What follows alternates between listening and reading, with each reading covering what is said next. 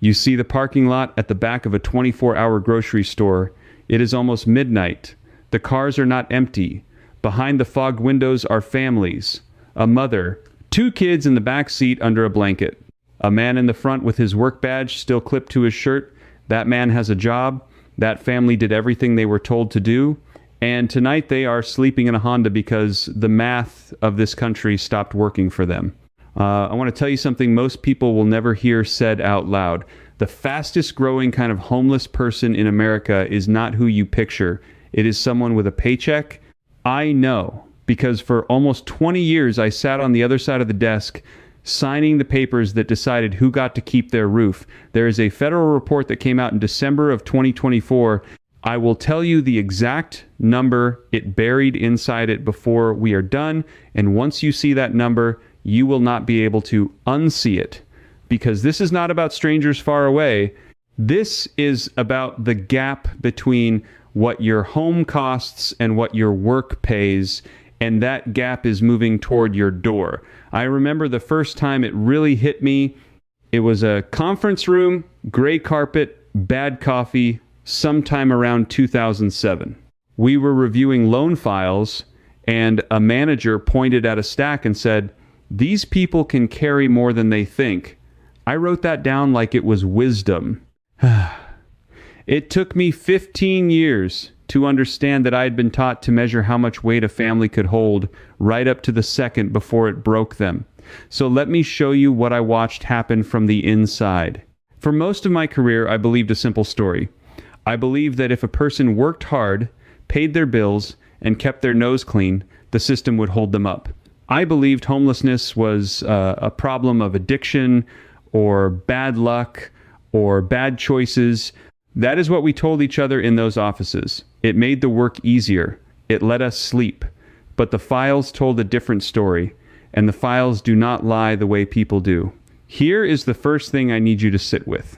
In 1985, the typical American home cost about 3 times what the typical family earned in a year. 3 times. A working man could see the top of that mountain. He could imagine climbing it. By 2022, that same home cost closer to 6 times a family's yearly income. The mountain did not get taller because people got lazy. It got taller because something was quietly being done to the ground underneath it. I watched the rent numbers move first because rent moves before anything else. In the office, we tracked it. Between 2020 and 2023, median rent in this country jumped by roughly 20% in 3 years. Wages for ordinary working people did not. I remember pulling a report that showed asking rents climbing faster than they had in any stretch I had seen in my entire career, and I remember the feeling in my stomach because I already knew what came next. When rent climbs faster than pay, people do not become homeless all at once. They become fragile. They start living one bad week away from the edge. And the man in that car in the parking lot, he is the proof. The Department of Housing and Urban Development runs a count every single January. They call it the point-in-time count, and it feeds a document called the Annual Homeless Assessment Report. It is dry. It is full of tables. Almost no one reads it. But in that December 2024 report, they recorded more than 770,000 people without a home on a single night in America. That was the highest number since they started counting. It was an increase of about 18% in just 1 year. 18% in 1 year in the richest country that has ever existed. But here is the part they say quietly. The sharpest rise was not among the people you already picture on a sidewalk. It was among families with children. Family homelessness jumped by nearly 40% in that single year. Children sleeping in cars, in motels, paid by the week, on the floors of relatives who could not really afford to host them. I want you to understand that I am not reading you a tragedy about other people. I am reading you a weather report, and the storm is moving in your direction. Because the question that should keep you awake is not, why are those families homeless? The question is, what did they have last year that they do not have now? And the answer is almost always, same. They had a thin cushion, a little savings, a credit card with room on it, a car that was not yet breaking down, and then one ordinary thing went wrong, and the cushion was gone, and there was nothing under it, no floor, just the parking lot. So who took the floor away? For a long time, I would have told you no one did. I would have said it was just the market, just supply and demand, just the way things go. That is what we were trained to say. But I have spent the last few years going back through the records I used to sign, and I started to see a pattern. And once you see it, you cannot call it an accident anymore. Let me take you back to 2008, because that is where the trapdoor was built. When the housing market collapsed, millions of families lost their homes. You remember that. What you may not remember is what happened to those houses afterward. They did not disappear. They were sold, often in giant bundles, often for cents on the dollar, to large investment firms with more money than any family could ever compete against. I sat in meetings where men in good suits talked about buying single-family homes by the thousands. Not to live in, to rent back to the very kind of people who had just lost them. I remember thinking it was clever. God forgive me. I remember being impressed. Here is why that mattered for you. For most of American history, the family home was the one asset where ordinary people could build wealth. You bought a house, you paid it down for 30 years, and by the time you retired, you owned something. That was the plan. That was the promise. It was the entire foundation of a secure old age for the working class. But after 2008, a new kind of buyer stepped into the market. A buyer who never gets tired, never gets scared, and never needs to sell. By the early 2020s, in some neighborhoods in the Sun Belt, investors were buying a quarter or more of all the homes that sold. In a few zip codes, it was closer to a third. When you went to an open house and lost the bid, you were not losing to another family. You were losing to a spreadsheet. And when the spreadsheet owns the house, the spreadsheet sets the rent. Therefore, the floor that used to sit under working families, the cheap older house, the modest starter home, the apartment a person could actually afford, that floor started getting bought up and priced up and turned into a revenue stream.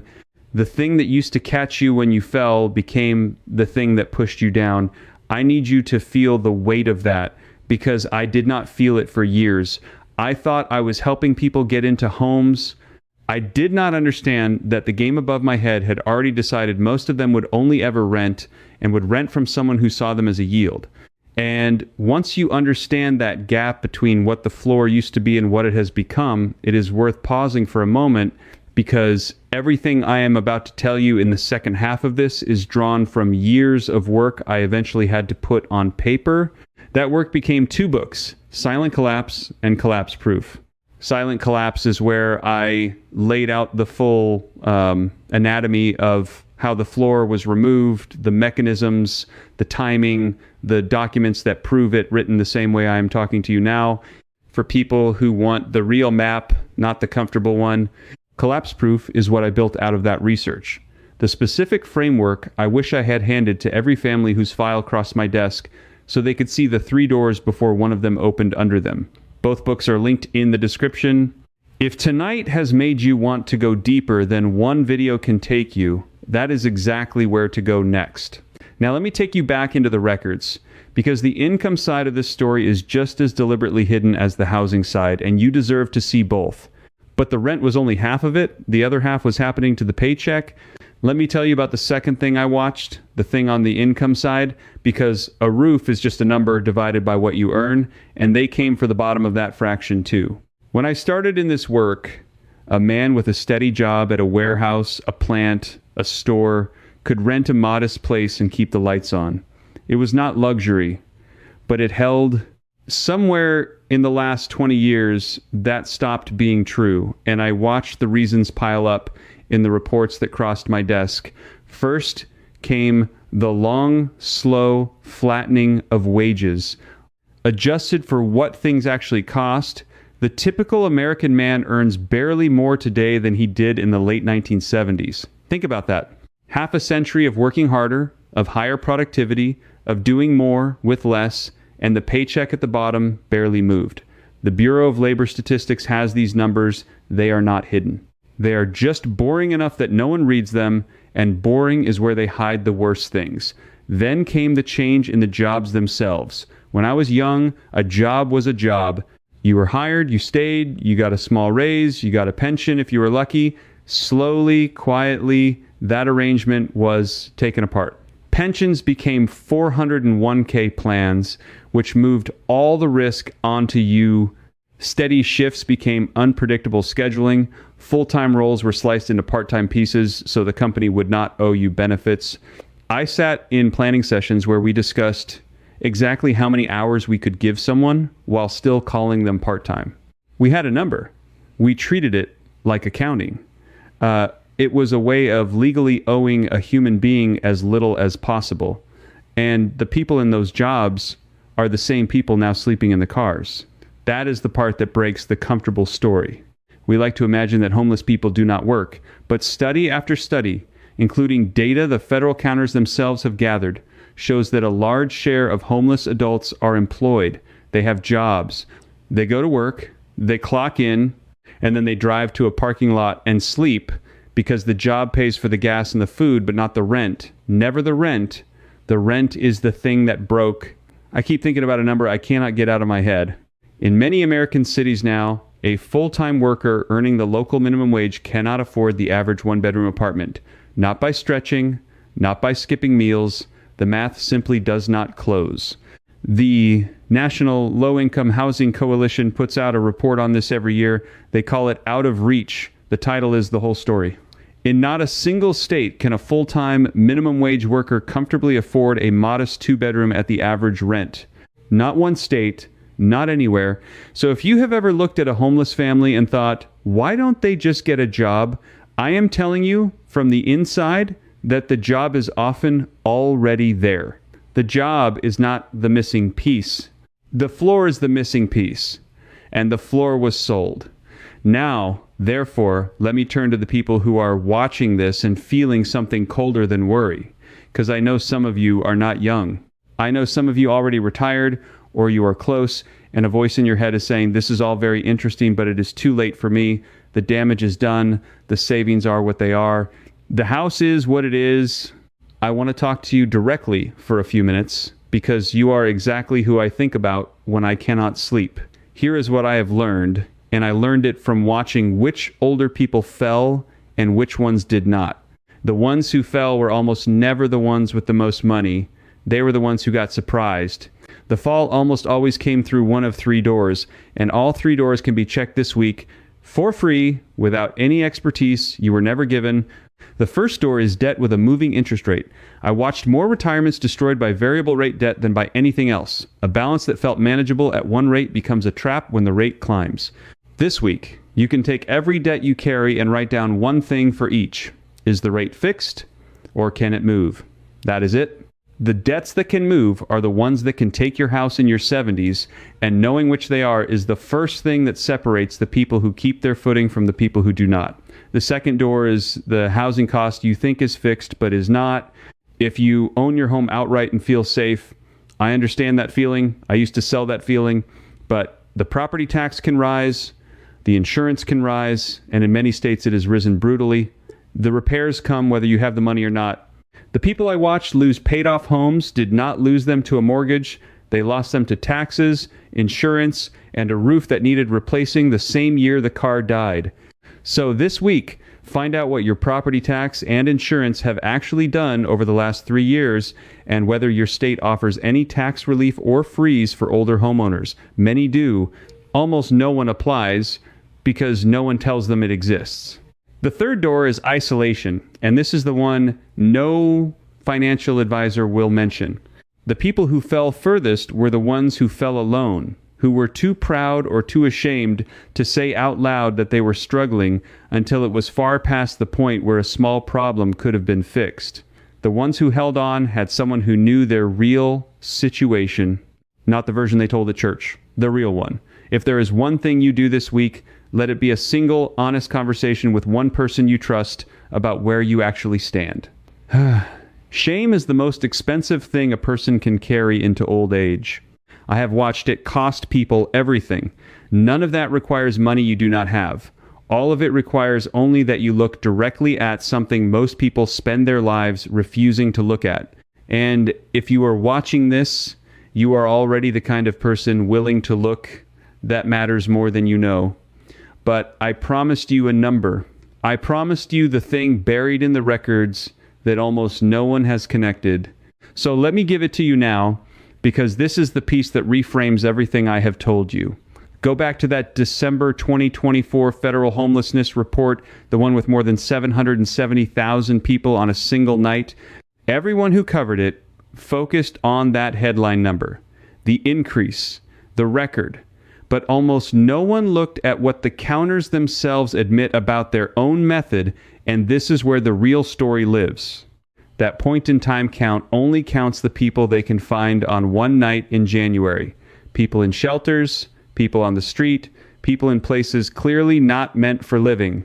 But here is what the count does not fully capture, and what the agency openly acknowledges it struggles to capture. The people sleeping in cars in a Walmart lot who drive away before dawn, the family doubled up on a cousin's living room floor, the man in the weekly motel paid in cash, the mother who keeps the kids moving from one couch to the next so a teacher never notices. Those people are, by the strict shelter definition, often not even counted as homeless in that headline. And there is a separate set of numbers that does try to count them, kept not by the housing agency but by the public schools under a law called the McKinney-Vento Act. The schools have to track students who do not have stable housing. And the schools count more than 1.3 million homeless children in a single school year. 1.3 million children. In the school data, while the famous headline number for all homeless people of every age was under 800,000, do you see what that means? The number everyone argues about, the record-breaking number, is not the ceiling of this crisis. It is the floor of it. It is the small, visible tip. The real mass of it is hidden in cars and motels and back bedrooms. In the children the schools can see, but the housing count cannot. The official record is not measuring how bad it is. It is measuring how much we are willing to look at. And once you understand that, you understand why the family in the parking lot does not show up in the story you have been told. They were engineered out of the picture. Not by one villain in one room, but by a long chain of decisions, each one reasonable on its own, each one signed by people like the man I used to be. The home turned from a place to live into an asset class. The starter house that used to catch a falling family got bought by something that does not fall. The steady job got sliced into pieces that owe you nothing. The wage at the bottom was frozen for 50 years, while the rent above it ran free. And the official scoreboard was built to count only the most visible victims, so the rest of them, the working ones, the ones with badges still clipped to their shirts, could remain a story we did not have to tell. I helped run small parts of that machine. I measured how much weight a family could carry right up to the breaking point.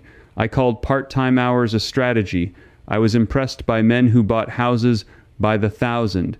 I believed the people who fell had only themselves to blame, because believing that let me keep doing the work.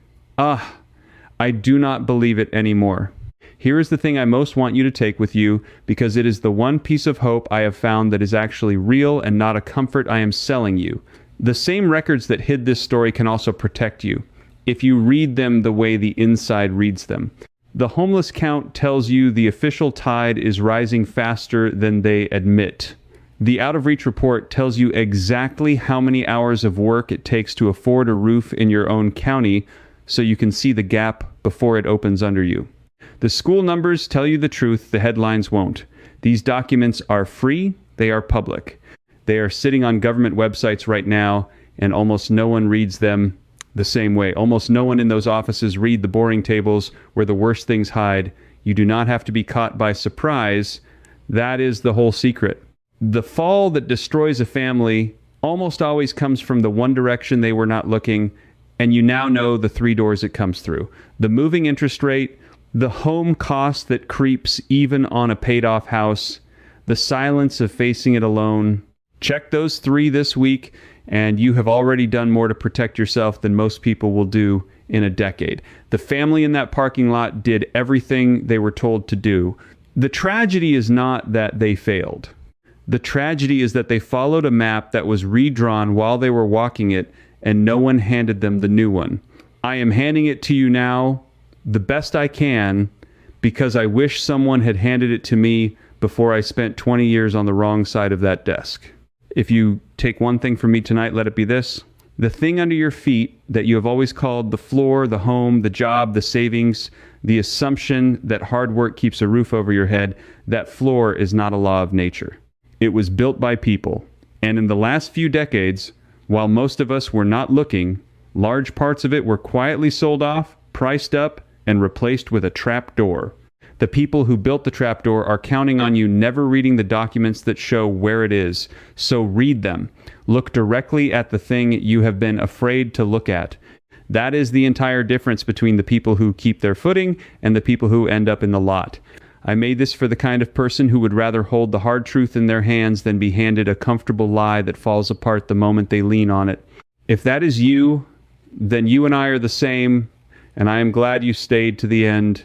Now, I want to hear from you, and I am asking you directly, because this audience reads and watches but rarely speaks, and your voice matters here. Tell me in the comments which of the 3 doors hit closest to home for you: the moving interest rate, the creeping cost on a home you thought was safe, or the silence of carrying it alone.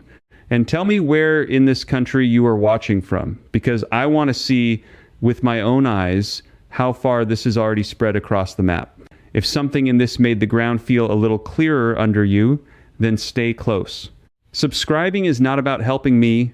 It is about standing with the people who have decided they would rather see the storm coming than be caught asleep in the parking lot when it arrives. There is one more document I have been reading, a quiet projection about what happens to retirement savings in this country over the next 10 years. And what I found in it changes how I think about the word retirement entirely. I will show you that next. Do not let them count on you looking away.